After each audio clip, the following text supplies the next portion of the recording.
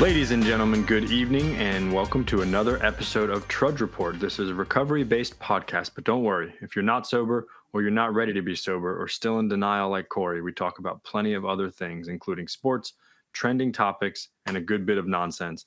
My name is Sean and I am your host. I'm joined by my good friends and fellow trudgers. Please remember to listen on Apple, Spotify, or wherever you get your podcasts. Our videos will be posted each week so you can watch them on YouTube and Facebook. But as always, please be sure to download on your listening platforms. Remember to like and subscribe on all social media outlets with the handle at Trudge Report Pod. We are brought to you by Stella Mix Podcast Management and our wonderful producer and editor, Miss Janine Stella. Gentlemen and lady, Miss Janine is here in person, just coming from the skate park apparently. Good evening. Happy recording Monday, everybody. As always, we'll start in the great Midwest. Mr. Greg Phillips, how are you tonight, sir? Very well. Yeah, it's been a crazy week. Glad to be back on here with you boys. I mean, we're gonna crack into some stuff here, but other than that, having a good time and just trying to spend a lot of time with family over the weekend and enjoy the little moments. So there you go. I like it. And before we go any further, too, just as you mentioned off air, Greg, quick shout out to our friend Danny P and his family. They're going through a bit of a rough time, specifically his in-law side of the family, and just quick prayers for them. So before we forget, Corey, they barely pulled it out yesterday, but thank God they did. Doesn't matter, Sean. No, I agree. I'm agreeing with you. Yeah. Still barely. Did you see? For our listeners, he's talking about the Eagles whooping on the Chiefs by 3 points. But still, I mean, still a win, baby. Pat Mahomes is not what he used to be. Ever since what happened to him. Yeah, I don't know. Did you see that Chris Jones, like when the Eagles went to take a knee to end the game, Chris Jones was like, "You don't even have 100 yards," and Jalen Hurts was like, "We won the fucking game. Shut your ass up." Did you see that? I saw that because you sent it to all of us, Corey. I did. I believe you. Good. I hope you see it again. But I agree. A W is a W. So anyway, I just real quick I want to shout out Gabby's friend since high school, Sasha. She's got married this weekend. We were up in Pennsylvania for the wedding, and so I've been traveling all week. That drive sucks, guys, but it was a beautiful wedding, and cried a little bit, so it's got to be pretty nice. Inside or outside? The ceremony was outside. Nice. It was like rustic farm style type, Pennsylvania wedding. It was really nice, very fall like and all. Yeah, the trees are just starting to shed and turn their colors, man. So it was like barely there, but take what I can get. But yeah, shout out to them. Shout out to her because she told me once, she goes, I really don't get the chance to listen to the podcast, but I make sure to like everything that you guys put up. And I said, what? I appreciate that. That's all we need. Thank you very much. That's all we really need. I don't even listen to the podcast. Who would? I'm just kidding. Good stuff. Miss Janine, how are you? Hi, guys. Thanks for having me on. It's a loaded question. I mean, I hear Corey talking about going to weddings, and I'm probably going to go to 2 funerals, one funeral being Saturday and another funeral to be determined. Unfortunately, it has been a week. I've had my fair share of death for 2025. I am just done. I am just done. Like it's just been one of those weeks. Yeah. I think it's every 5 years we have a shitty year. Seems that way.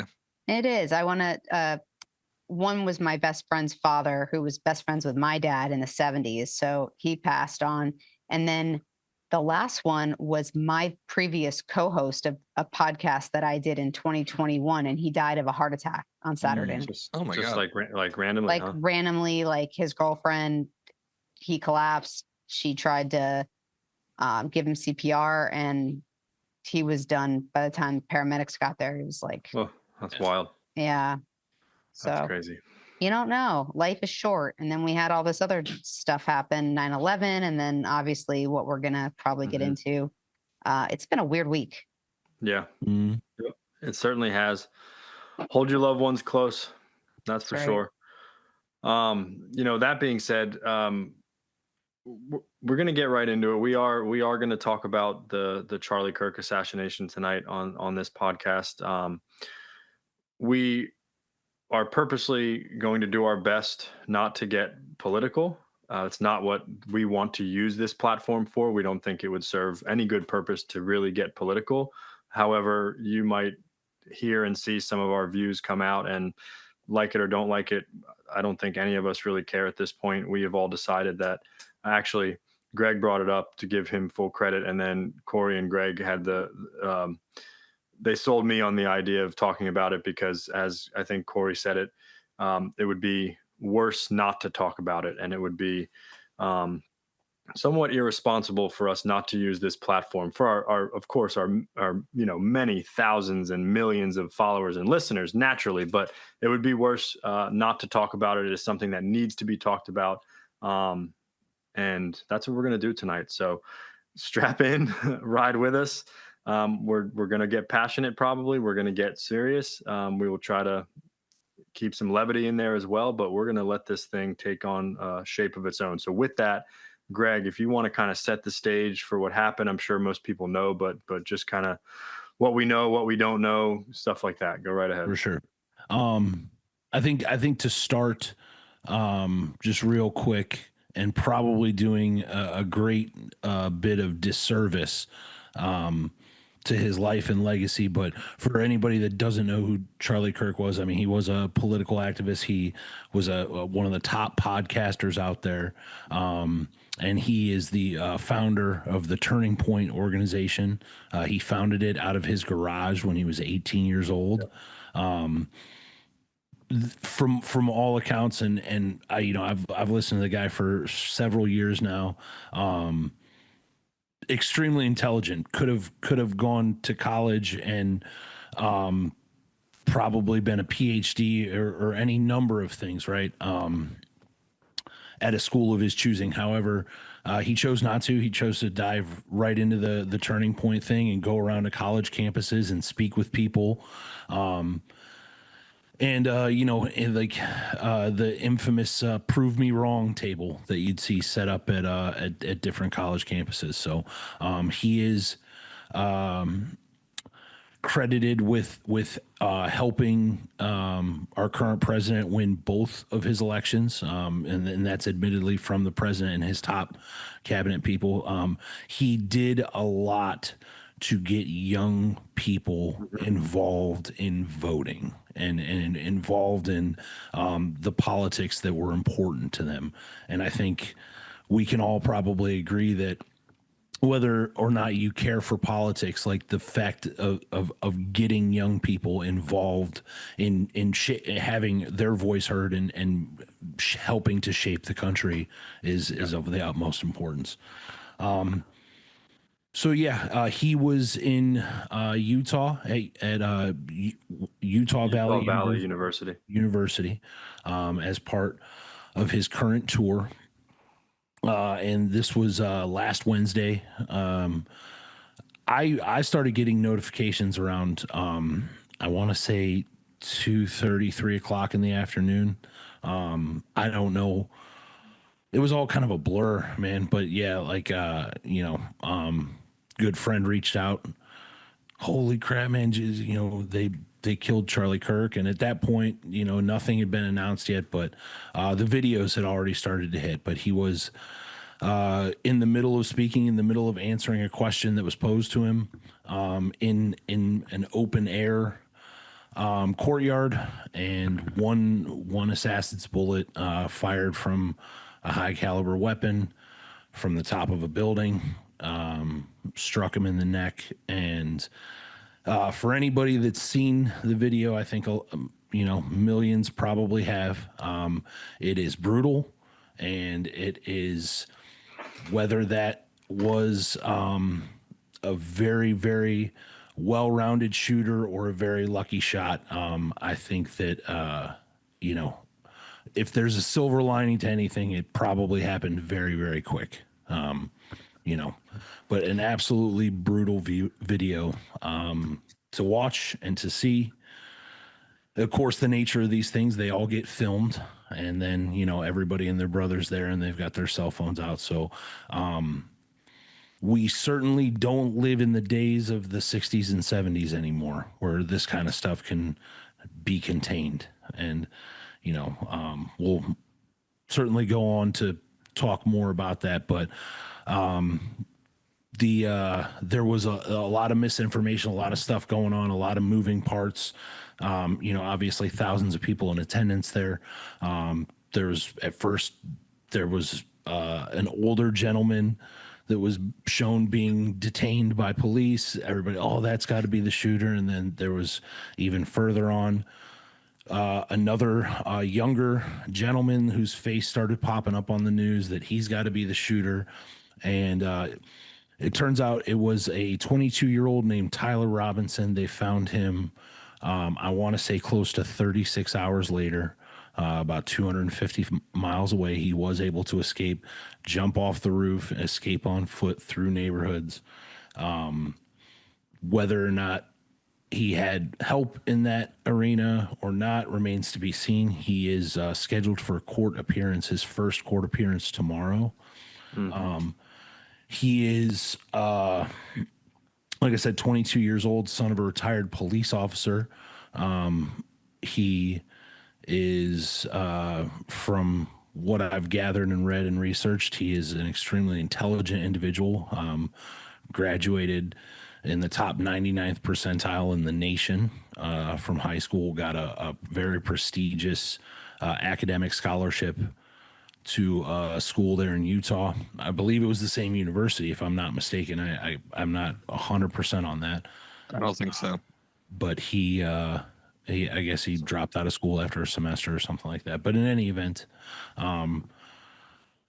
what the media has released is that he had become very politically opinionated over the course of the last year or so.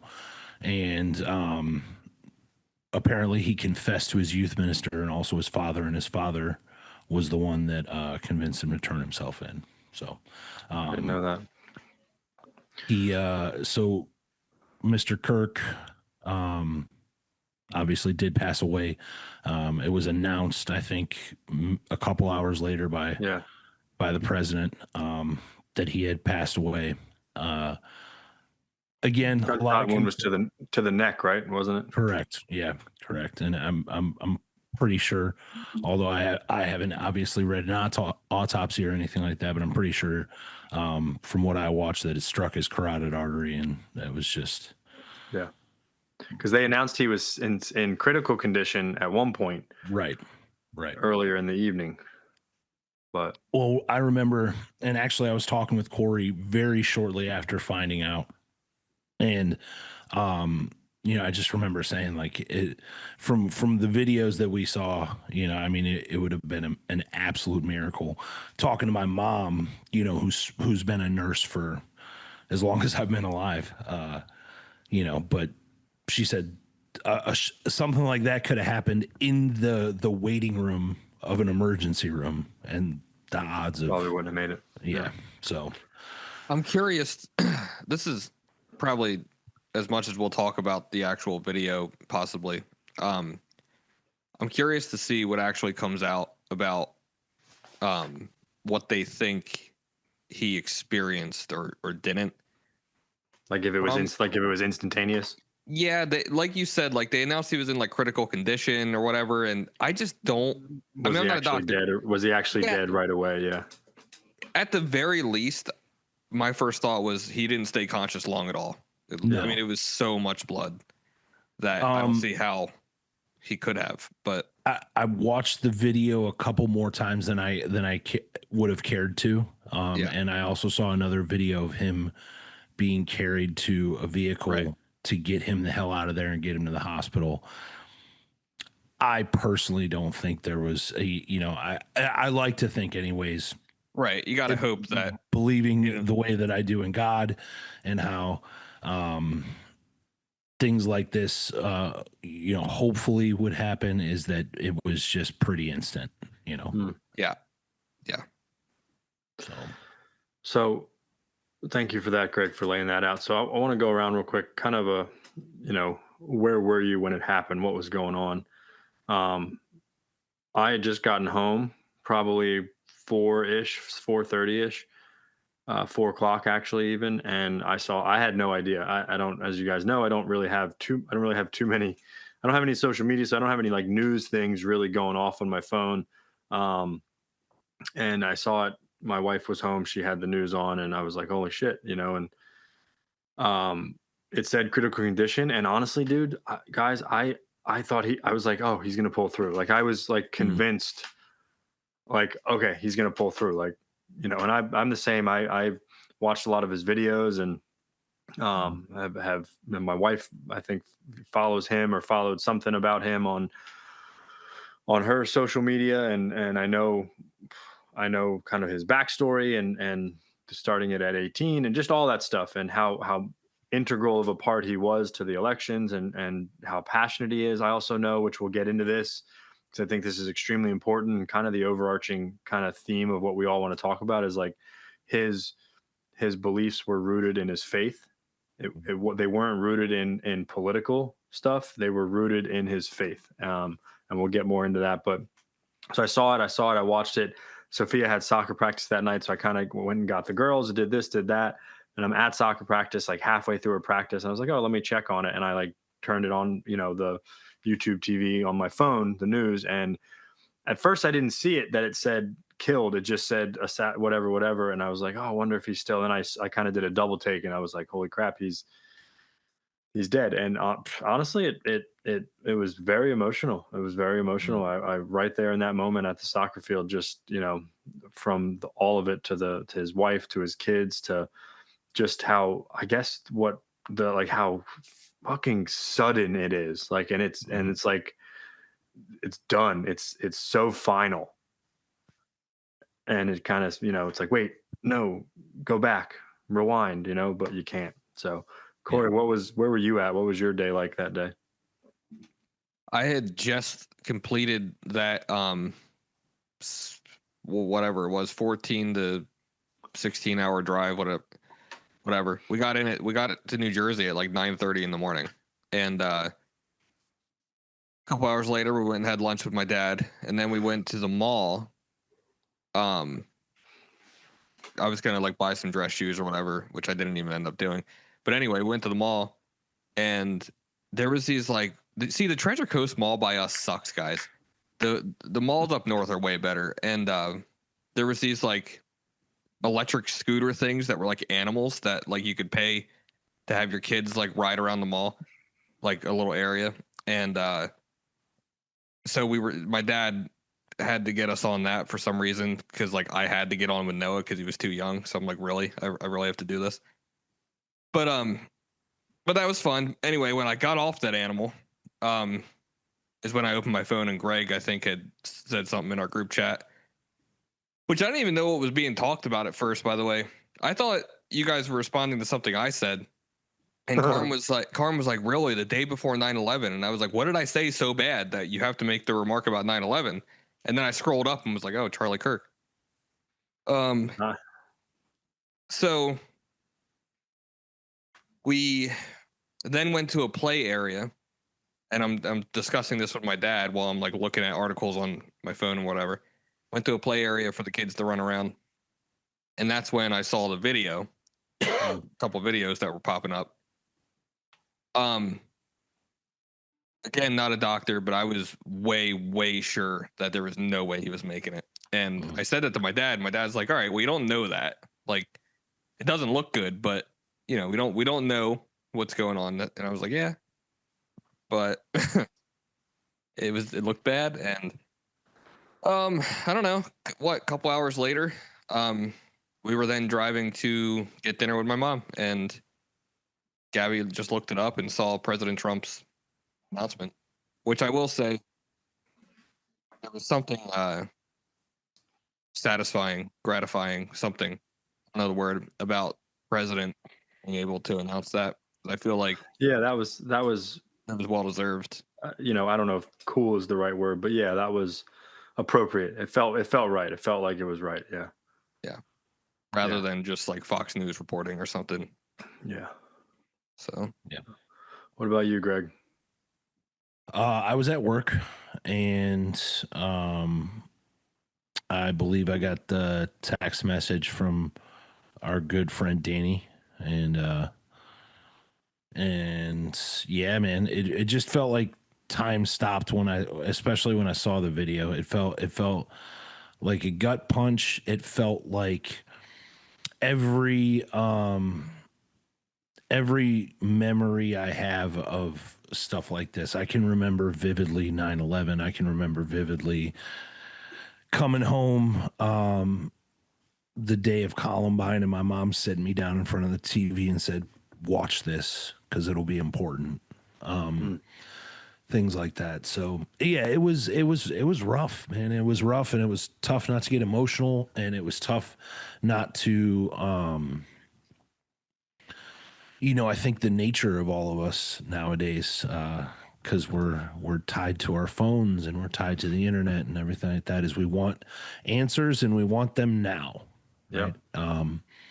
And I think that that's unfortunately how a lot of misinformation gets spread. But yeah, I don't know if I'll ever forget it, man. And a couple of my coworkers, one of the younger kids I work with who is. He's like 23 years old, man, and he's into this kind of stuff, and he was definitely a big fan of Charlie Kirk, and like the kid turned white. He had to go sit down, So yeah, and then obviously, later on I got home and I'm with my fiance and we're getting ready to take Peyton to football practice and whatnot, and yeah, that's when the news came across that he was dead. And Yeah. Unfortunately, yeah, man, it was not a shock to me at that point. The initial shock was what got me, but yeah. Yeah, I didn't see the video, and I'm not going to. I don't think. I mean, I might end up inevitably seeing it one day, but I don't have a desire to. You guys told me not to.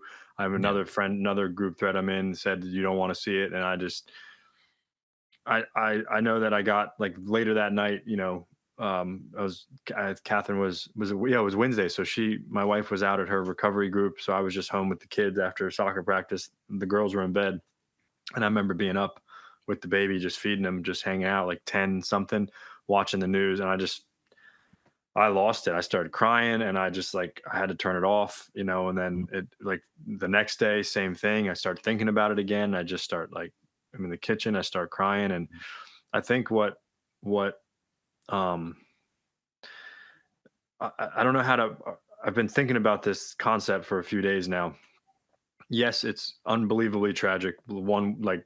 No matter what, the loss of human life is tragic. The fact that he had a wife and kids, and just I can't even begin to fathom, me dying or Catherine or just anything like that.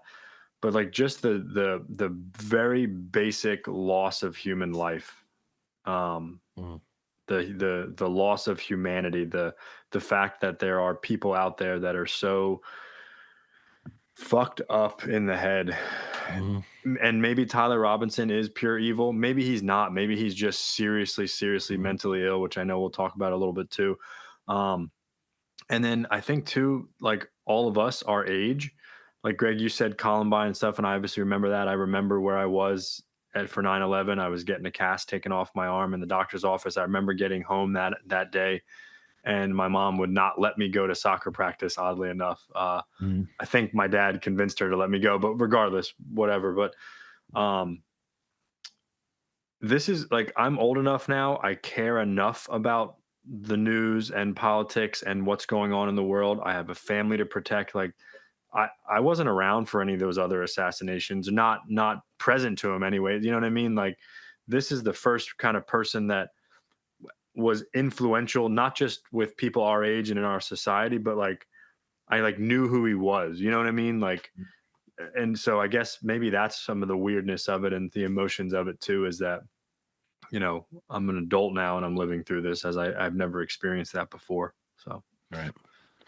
Well, I think too, the thing about this guy, and um, we got some things to unpack for sure, but I think one of the things about this that we have to ask the question to ourselves, and not just to ourselves, but as a country, that what does this mean for free speech? Because this guy, was he on was he a Republican? Was he on the right wing side of things? Sure. Actually, if you really look at some of his views and viewpoints, it was more on the moderate scale. However, this guy, he went out and he was one of the only people that was not only intellectual and intelligent enough, but also understanding enough. And that's where we kind of like get into the faith aspect of it, which was obviously the driving force in his life, right? He was very, very steadfast in his beliefs, but he believed that he should sit across from someone with theological differences, his Right. theological opponents. If you listen to a lot of his friends who've been talking about him all week, they said, he didn't just debate. He embraced that dialogue. He embraced debate, right? Yep. So whether it be with his friends or with people that may be considered his political adversaries or people that thought differently than him, he encouraged debate. And while he was firm in his beliefs, and at times anybody who is firm in their beliefs and stuff like that, they're going to get loud or exaggerated or passionate, because that's what that looks like, right? It's passionate. He would always be respectful, even when people were hurling insults at him, spitting at him, you name it. He would remain respectful and encourage that, hey, we're not going to solve anything by this kind of stuff over here. What we're going to solve it by is by talking to each other. Right? He would say many times, and it's something I love they said, and I'm sure other people have said it and whatever, but the moment that we as a country and as people lose the ability to have the conversation, that's when we're in real trouble. That's when you get oppression and anarchy and unfortunately murder and all that stuff. When marriages stop talking, there's divorce. When our two political parties and our two major political parties in our country stop talking, we have civil unrest we do. Right. And I think that that's just huge. Some of the videos that I enjoy watching his stuff, and that's the other thing. I don't agree with him on many things. There are many things I don't necessarily agree with him on, but I can respect the man for his faith, and I can respect him for his civility, which he obviously had. I love seeing the videos where, somebody that is obviously very much not like him and not, in his, belief set or anything like that, comes up to the mic to challenge him. And there's a crowd of people booing that person, and he stops. He will stop the crowd and tell them, like, guys, we need to be respectful. Like, I don't care who comes up here. We need to be respectful. I want this person to be heard. This is what I do. I go around and I want these people to be heard, because sometimes that's all they need, is just to know that their voice is being heard, and I want to talk to them respectfully, and you have to admire that. You have to, especially nowadays, where the idea of hate and vitriol and everything like that to people that think differently than you is at an all-time high. Yep. Yeah. So where do we want to go next with this? Well, I want to kind of touch on that too. Is like, where do you think that the hate and the apathy and everything like that for our fellow man and women. Like, where do you think that's coming from? Well, where do I think it's coming from? I mean, I'm gonna go out on a limb here, but if you read history, if you read and look into oppression in other countries, um, socialist countries, communist countries, one of the first things they do is they divide and conquer, right? They divisive. They get things and they get people on separate sides, so to speak. There's a lot of people have talked about was this a conspiracy? Was it not? Was it? Listen, I don't know. That's. I mean, I'm sure we could speculate on that and come up with some very interesting ideas. I I hope not. I hope that this was just one individual that was just mentally unstable and needs a lot of help and needs the mercy of a loving God more than possibly any of us. Because the alternative is way scarier, like way scarier Yeah. if it was like a deeper thing. And I guess, yeah, I think that's where I would start with that. I think too, um, I don't know. I don't know. I think we are so caught up.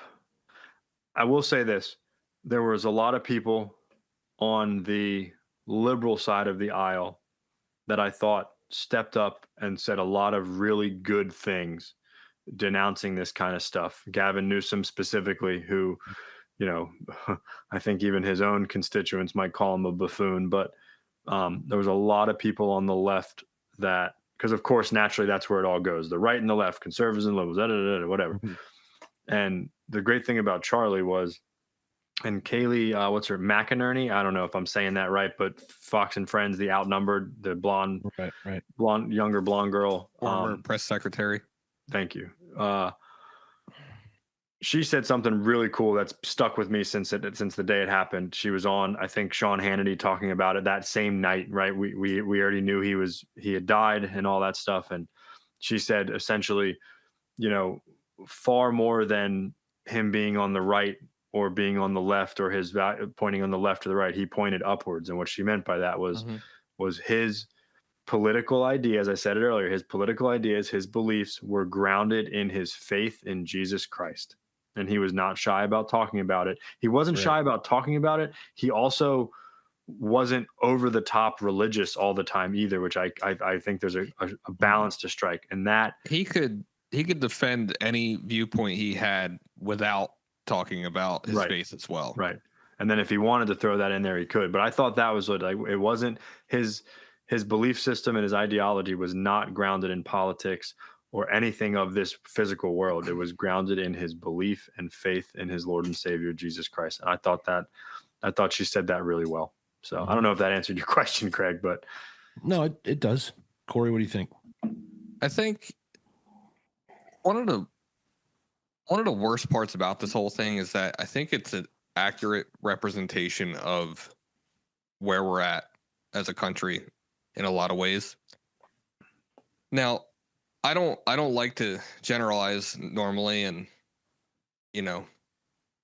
it just you can be dead wrong when you do that, but there's so much bullshit that, I mean, and Sean had already talked about it, like we are so divided.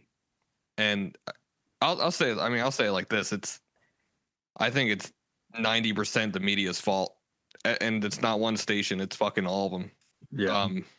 And you know what? They're the first ones to say when something like this happens. Like, they're the first ones to talk about how we need to be human first and all this stuff, like all the good stuff, right? But they're also, in 2 weeks, they're gonna call that side of the aisle a bunch of fucking idiots and they hate America. So like, that's what I think we're missing. And we're always going to be missing. Like, this is never going to be a perfect country, perfect world. There's only, I believe that there's only one way to get to one of those. So it's not going to happen in this realm, I don't think. But it's just, there's just so much noise we hear as Americans, and it is divisive, and it points us at each other, and it makes us blame each other and stuff. And I'm guilty of it too, for sure. I I have my beliefs, and you know what? You know it's true for probably all of us. When we believe something, we don't know how the fuck somebody else could believe something different. Right. How could you think that way? Well, that's the thing that we got to realize as individuals, and if everybody realized it in the world, it'd be pretty good. But you got to realize that like two people can look at the same thing and not see the same thing. Charlie Kirk is a perfect example of this, dude. My friends list was pretty tame. I will say that when this happened, I didn't have too many like Facebook friends saying anything too outlandish or disrespectful. I did see other things that were downright like awful, but as far as like celebrating assassination and stuff like that. But for the most part, I will say my friends list is pretty tame. But there were some opposing views as far as where I sit on it, and you know, it's with people that I agree with things like we can have conversations about fucking anything, and we'll agree on stuff. But when it comes to like this, our political beliefs or whatever, like we obviously don't see things the same way. Somehow as individuals and Americans, like we need to start being okay with that. Like, you know what I mean? We just got to do what we can if we want to have those debates and discussions, just like Charlie did, right? Like that was his whole thing. We already said it. Like, go have the discussion, and maybe somebody else will see your way, see your point of view, and start voting that way. You know what I mean? But like, we got to stop with the rhetoric, and it is not, definitely fucking not only one side of the aisle that does it. For sure. And I truly, that's why there's a political spectrum. You know what I mean? Like, there's an extreme to both sides. And we got people in the party that I vote for that I would love it if they just fucking left. But you know, it is what it is. And am I naive to think that I've heard that there's been some really crappy rhetoric, and Janine put in the chat a minute ago that she had to delete some people off her Facebook just for the nastiness the hate they were spewing. But am I naive to think that this potentially could help bring both sides of the aisle a little closer together? Because I do believe that there are a lot of people on the other side of the aisle that Charlie was on that are probably like, damn, I cannot believe that, you know, and who knows what Tyler Robinson really was. I don't think that meant, but like, right, the core, you said it, one side's blaming the other. You know, I guarantee there's got to be people on that side that are like, it's hard this is not what we stand for, right? Yeah, absolutely. But it's hard though, because like I said, the media is already on it. They've already got articles out saying, see what, you know, I mean, it's no secret. Like, oh, like, okay, this is what Kamala Harris said. This is what Joe Biden said. This is what whoever said. And if they didn't say all these things, maybe the shooter wouldn't have been radicalized to this point. So the blame's already being placed. Now, whether that's true or not, it's neither here nor there right now.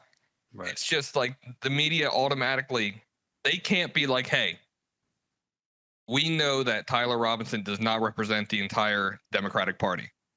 They can't do that because they have an agenda to fulfill. You know what I mean? So even like the grief was short lived. They're gonna act like it wasn't, but it was short lived, and it's back to agendas.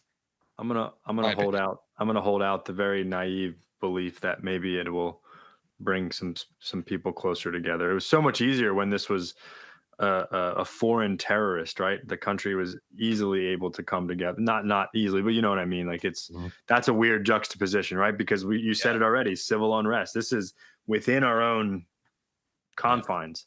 Yeah. Well, and I think too, I mean, you guys hit a lot of good points there. I do absolutely love. I love seeing guys that have been, you know, have made careers on being notoriously on the other side of the fence.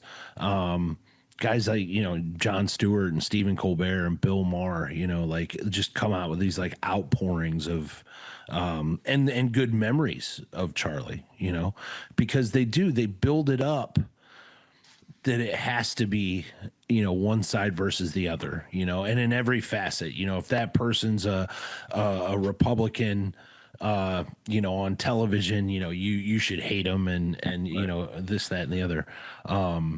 But I really do believe, and I believe honestly, and I do understand, I very acutely understand for any of our listeners out there, the irony and even the hypocrisy of me saying that it's social media and things like that have gotten this point, because of course here we are on something that's going to be broadcast on social media. However,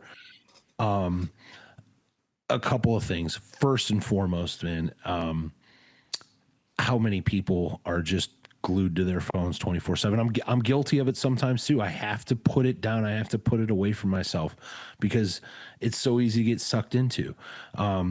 It's also very easy. It's a dehumanizing thing if you allow it to be, right? Because it becomes very easy for me or anybody else for that matter to say whatever we want to somebody behind the anonymity of a screen, right? Yeah.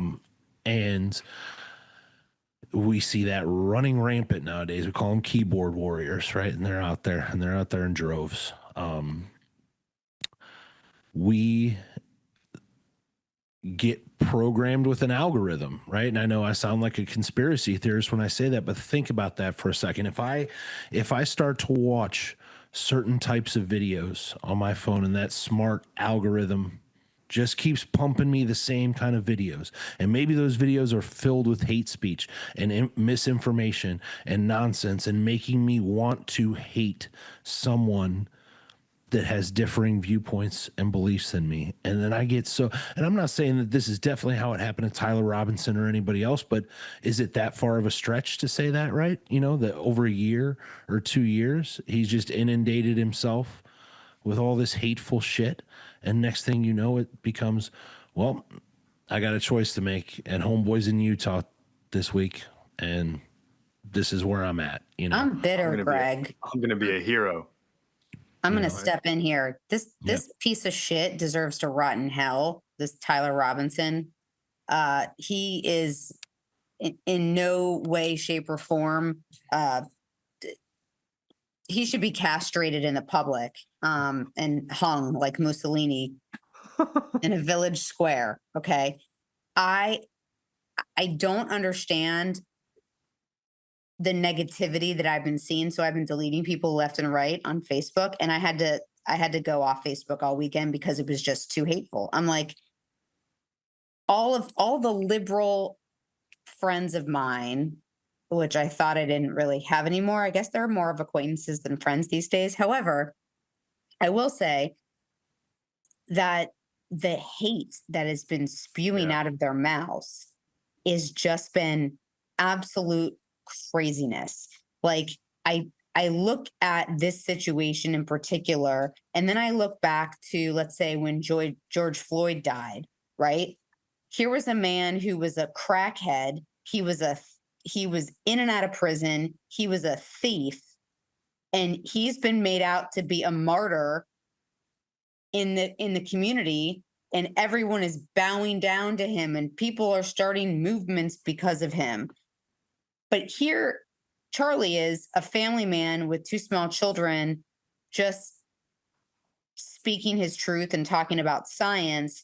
And now it's okay for the opposite side that doesn't feel the same way he does to slam this negative rhetoric about him all over the place and basically say, well, he got what was coming to him. And I think it's really disgusting. I'm appalled with people. I've just been, instead of like commenting, I've just been deleting because I'm like, I cannot believe this is a human. Okay. Right. Even George Floyd, going back to that, he was a human. It was awful what happened to him. But to me personally, he wasn't a hero.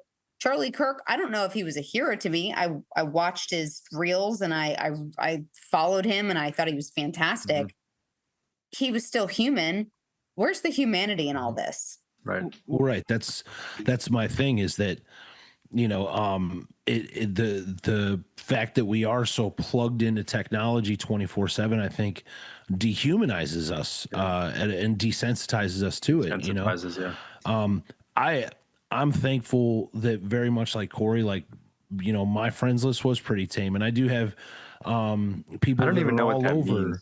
the What does that political mean? map, meaning that like I My didn't friends list? experience some like the people that I'm friends with on social media, like Oh, okay, I see I what you're didn't saying. I didn't I didn't know what he was talking about experience when he said that. what Janine experienced, right? Where I did experience a little bit of, which kind of like leads me into my next point, but some people were saying, well, all of you people mourning Charlie Kirk, keep that same energy in the next time that there's a school shooting. And I think that brings me, like I said, to my next point, but also to a kind of good point, right? Because I don't think any of us are in our right minds are sitting here cheering on school shootings. I think it's absolutely horrific, and at the same time, we may have become desensitized to that slightly as a society, right? Because Because of it the happens so damn frequency of often. it, right? But here's the thing: we don't get to see up close videos of school shootings, right? And thank God for that, or maybe not, because this was my question to you guys, especially to, and I'm going to butcher this poor girl's name, but the young lady in Charlotte, Arena Zarutska, I think. Ooh, that was I pretty good. hope I got that right. But this Apologies to the Userina if we did not.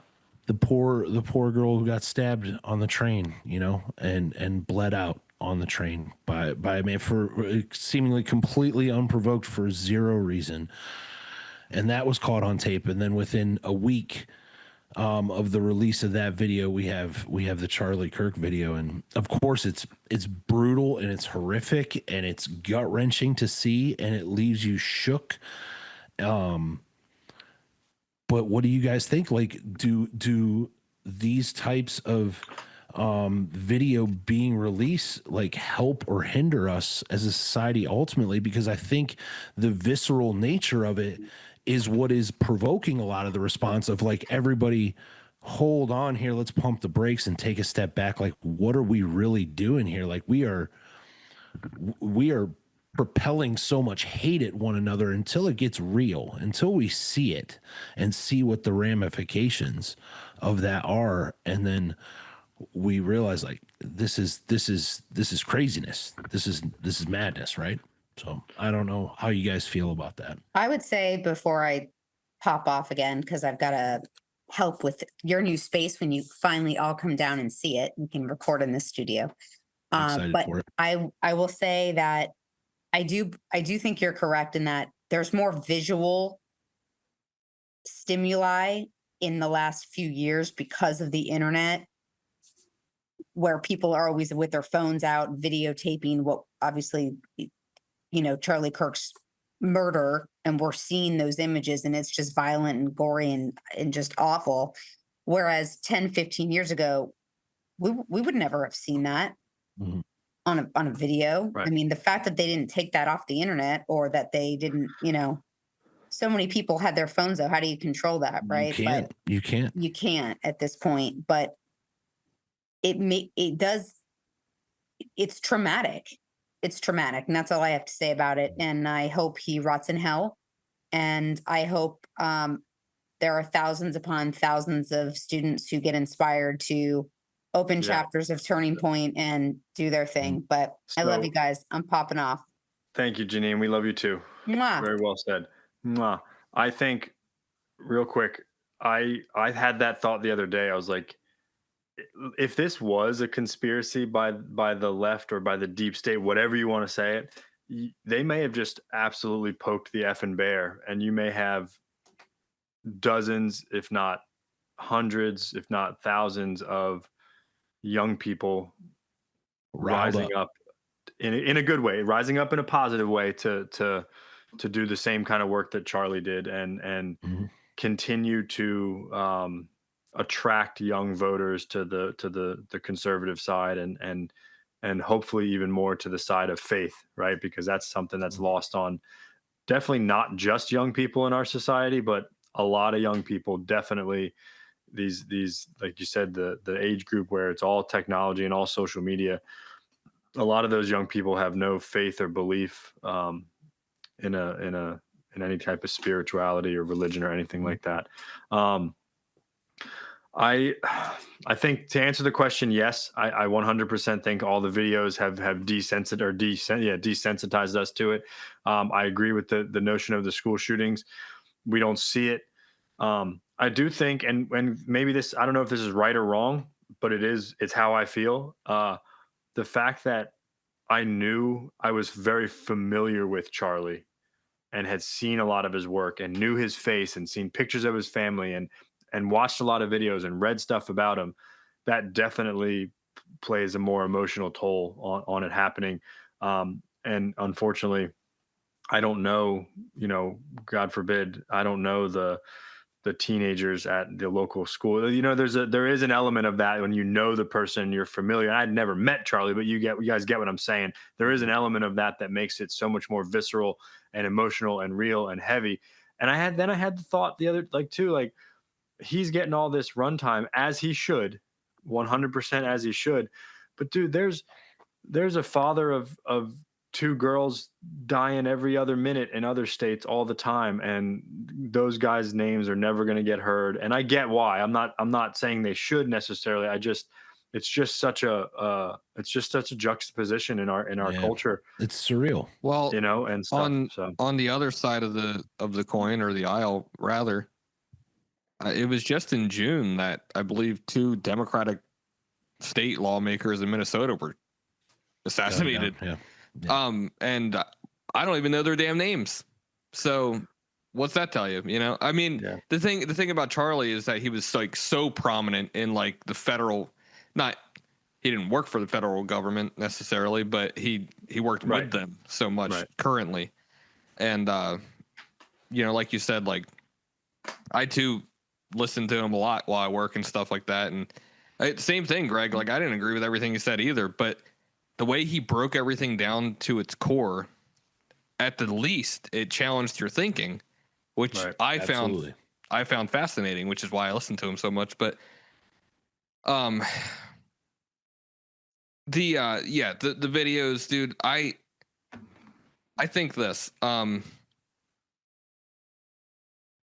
don't know if I can take an actual position on if I'd rather society not be so exposed to this kind of stuff or not, because I mean, I'll say it like this. My pastor yesterday, Pastor Miles at TC3, he mentioned this whole thing, and I watched it because I wasn't at church yesterday. I watched it today, and he said, like, I don't believe that humans were meant to see that kind of stuff. And I thought, I mean, yeah, the way it felt, it didn't feel like I was ever meant to see that. But at the same time, the brutalness of it and the gore of it could have a bigger ripple effect than just hearing about it. And I think it will, whether it's good or bad, whatever you think about it, you think about it. But one last point I wanted to make that was mentioned, kind of to wrap up what I had already talked about too. Like, this is my point with so many people were like, oh, well, okay, so what? Charlie Kirk died. You guys keep that energy with the next school shooting, like you said, right? Oh, there was a school shooting the other day, which, mind you, this is a hot take, and nobody cares more about the safety of children than us, for sure. Yeah. That have children in schools. Like, I think about fathers, it. Right. I totally think about this stuff when I drop my kids off. Yep. So when I say this, I'm not saying it lightly, but like, we're talking about on Wednesday, September 10th, that somebody very prominent in our country died brutally in front of 3,000 people and on social media everywhere.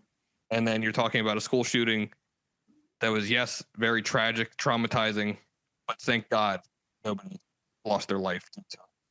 So like, you know, get your shit together when you're making points and stuff like, you know what I mean? Like, again, it matters, but like, it's just you're saying that to make the argument, and that's all. You know what I mean?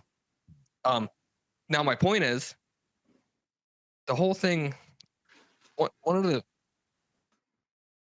the biggest blows with Charlie Kirk getting murdered was that it felt very silencing in a way, and like many people will call that hypocrisy, whatever.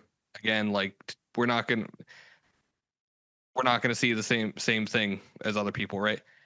But it felt very silencing because if it's just a fact in life, like if you go and talk about your political views with the wrong person, you are going to be labeled all kinds of things. And now you're the biggest D-bag on earth because of just how you view something. And like, I think it's important for us to try to be the opposite of that and like to agree to disagree and maybe not just label somebody just because they see something a little differently. Like I said, I've already mentioned it. Something we hear way too much is that the other side, whatever side that is, the other side hates America. The other side is trying to destroy our country. To be quite honest with you, our own president loves to say that shit. So, it's just the fact. Like you see it, go see it for yourself. It's not one of my favorite things he says because I think I would like to believe. Now, I'm not a fan of most of our politicians, but I would like to believe that nobody actually wants to destroy the country. Are they selfish, greedy, self-centered? Possibly. You know, we could have 16 billion podcasts on what's wrong with our government and the people in it. I would like to think that nobody actually wants to see the demise of America. So if that's true, then let's start agreeing to disagree. Let's stop fucking labeling everybody an asshole or like, you know, whatever. But yeah, it felt very silencing in that manner because you had somebody who was trying to bridge the gap. You know what I mean? Trying to form some kind of connection, and was ridiculed up and down, and again called all those things. And he's a bigot, and he's racist, and this and that, and whatever. And if you like him, then you're the scum of the earth. And it's like, I mean, stop. Like, it's okay to not see things the same way. Mm-hmm. It's okay to be friends with people that don't see things the same way as you. Yes. You know? Yes. It's okay. So yeah. And you know what? Said. And when you are feeling a certain type of way like that, where it is so black and white and so one side or the other, put your phone down, take your shoes off, go outside, touch the ground, call somebody close to you and tell them you love them. You know, realize be with that your kids and enjoy the simple, the quiet, the fun moments of life, you know, because that's all we have. And if anything, like that's what this thing's made me realize more. Sure, was this guy one of those larger than life characters? Sure, was he, you know, a very passionate, faithful, political activist and everything? The guy was a husband and a father. You know what I'm saying? And a human being. And that's the stuff that matters, because even though he did so much for the Republican Party and whatever, Donald Trump did not hold his hand on the way to the casket, dude. You know what I mean? Like, the stuff that matters is our family, the love we show others, that kind of stuff. Right. America matters too. Doing what we can for our country matters. But it's like fucking third or fourth, dude. You know what I mean? Like, well, I think, Corey, you what you said was very well said. And if we want to bring that, if we want that to happen in our country and in our society, it starts with us, guys. And I don't just specifically mean the three of us, although it does, but it means each individual has to bring that sense of love and tolerance and peace and harmony and agree to disagree. And hey, this is getting heated. Why don't we just stop and let's go have a beer, not for us have it, but you get my point. You know, let's go have some dinner. Let's break some bread. Right. That's one of the great common things there.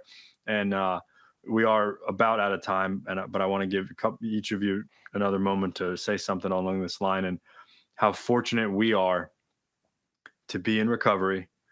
And a lot of the principles and things that we are taught in recovery 100% are surrounded by like love and tolerance of other people, uh, tolerance of their viewpoints, especially when they don't align with ours, right? We hear it all the time talked about in our recovery groups, people's stuff, and we are taught principles before personalities, our own spiritual principles before our own personalities, not just the other person's. So it is up to guys like us and people like us and women that are in recovery and have this way of life, not just to spread it in the rooms of recovery, but to all we may come in contact with. Mhm. So, closing thoughts on that, guys. I got a quote that I'm going to read at the very end, but anything you guys want to say on that, just on the recovery aspect of it, or just in closing on the whole thing? I think exactly what you said. It's the beautiful thing about what we do here in recovery is that, honestly, prior to 2020, dude, I don't know if anybody ever talked politics, even at dinner or anything. Like, it just seemed that way. You know what I mean? We're in our circle, we were all just worried about helping the other man stay sober, and we still are. We still are. Politics doesn't come up a lot. It just seems like it does more after 2020. But yeah, first and foremost, I mean, Sean, I remember one of the first political conversations you and I had. I remember telling you, like, just so I don't know if you remember this, but I remember saying, just so you know, I will never not help another alcoholic due to their beliefs, and which is like the most obvious thing in the world to say, but honestly, at that time, yeah, there was a lot of turmoil, just like there is today. But yeah, and it's true. Like, that's the beautiful thing about what we do here is care about helping you in the side of the aisle you're on. right. Your sexuality is whatever. We want you to. You're an alcoholic or drug addict and have the best life you can possibly live. Yep. Greg, what about you? I mean, right along with that same sentiment, man. Thank God for the rooms of recovery. Thank God that I was able to learn that stuff pretty early on. I mean, I was just sitting here thinking about it. Like, I've known both of you guys almost a decade now, and I can count on one hand any kind of like heated political discussions we've ever even been in. And I don't even know if heated's the right word, right? The fact that we can put, and I like how you said it, it's not just principles before personalities when we're talking about other people. It's about ourselves too, how we can quiet all that noise down, I wish I could give it to more people. I wish I could give it to people that don't need recovery from alcoholism and drug addiction. I wish I could, help spread those principles, and I try to do it vicariously, I guess, in my personal life, but it just gives me an ideal to strive further towards. So, yes, we may have more of this to come, guys. Next week we do have some stuff that really ties into everything we talked about, more so on the recovery aspect of things. A lot of stuff that what Charlie Kirk stood for, and kind of the whole idea of his beliefs were grounded in his faith, and where his faith and where faith in general has its place in society, or the lack thereof, and maybe where some areas that we can in our own communities, bring that spirit of love and tolerance and faith and belief in a higher power and stuff like that. And I do want to read this real quick, and you guys will recognize this as soon as I read it, but it's one of the more potent quotes in some of our recovery literature that has always stuck with me. And it's short. It says, "Most of us sense that real tolerance of other people's shortcomings and viewpoints, and a respect for their opinions, are attitudes which make us more useful to others. Our very lives as ex-alcoholics depend upon our constant thought of others and how we may help meet their needs." And that's like, talk about a design for living, and something to base your life off of in recovery. Like that's it right there. That's it right there. So I love you guys. Love you very man. much. Thanks for diving into this topic with me, Greg. Thank you for bringing it up in our group chat. Corey and Greg, thank you for helping convince me that it was the appropriate thing to talk about, because I was on the fence at first, and I'm damn sure glad we did. So shout out to our listeners. Please like, follow, and share on all socials at Trudge Report Pod. Email us, trudgereportpod@yahoo.com. Send in your mailbag requests for topics, questions, and comments to any of these handles, especially if you got something on what we talked about tonight, please. Remember, we are all here. If anyone wants to talk about recovery and our experiences, or if you are struggling with some form of addiction. Thank you again to Janine and Stella Mix Podcast Management. Good night. God bless, and may you trudge the road of happy destiny. We will see you next week.